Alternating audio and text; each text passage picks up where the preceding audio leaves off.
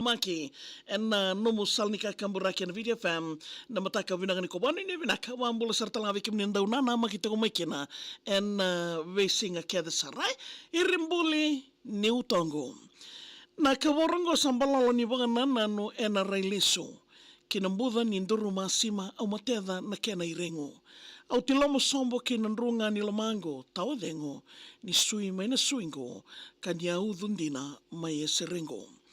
Na uto ni lala kaiongo sa rui musiti e veisinga. Ni kerau vikodi e nandondomo rui wakasuina. Ngai tā koso na vere me wakandiloya a nongundina mbulaviti ongo saka na dhao ne lewa kawika. Rui wambale nongu rokoviandi ke rana wikana.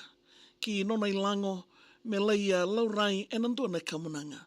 Au wakasukai mai en senga kau nganga sedava. Ni tuileta ni ndandomongo e ramatamboko kaledawa. Salaingo de nonguinaki ninda mbula bagabonoa. Kau tundai taki veira saka na kena matua. E reledawa ni ndandomongo e rui kaukaua ni soli selevuni voli veao o nongo lewamboa. E babadi nrondolangi matalia kandakila. Gaimani lewaimai meo kaliritani maibua.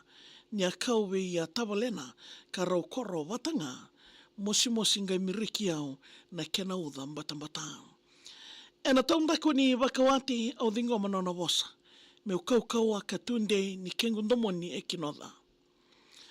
Ni savia lambate keirau na lewaya ia merawasota kina muka watangani kua le nongu molembota. Anduru masi mai na nona vivagandei taki. Ni na tatimbi elingangu nona parisi ni akawi. Ni matalia ni senikawika e mateda ondalumani meu tekiwa na senimboa i nongu wondi kasiraki. Lewambua nongu wono ni ndandomongo motungana. Niko mataniwai a tawuloni e nambuda ni karamada. Ndandomongo e na karoni adhawa ni sena mbalambala. Kame ya wawai wakawundi tu na kena vei mataka. Na ilala kai tambe wali tu ena nongu na numa. Na korondina mati uluni ya vanua sudu mai uluna. Koroturanga makawa na idawuti au leidawa kena mangiti e mbutandamo daumatedi na ura.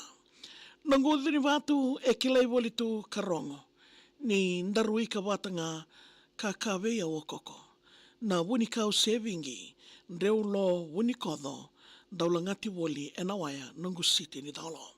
Tarambewa na kena ndomoni nondaru andui parataisi. Kena kau salu e lembuluti au ni tikiwi. Ndomongo role ombua e waka rukuniwi. Mongaidi ngoma nongu wono ke lumuta na moiwi. Narua na embaki ni musuki e laki taranao.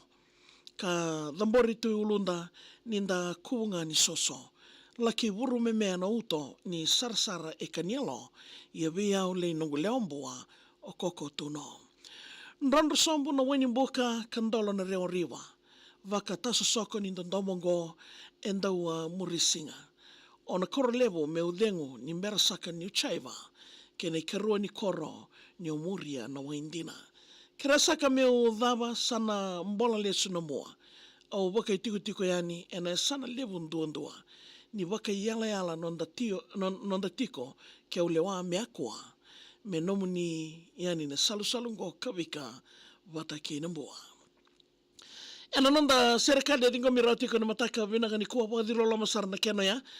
Dingo mirau na nonda rui wasi ngauna ni wakatawa ena VT FM. Vina boli usar na ndo wada tiko mai kuningo le dhaba polana nomu serikali. Email takuma via maria@vtfm.com.fj. Kita unana magitiko. Moni tikina wakaromboka vei mani diwa ena vei mataka keda sara. Kawanu ni vina katalinga kina vekem nina wakanda ni sama takumai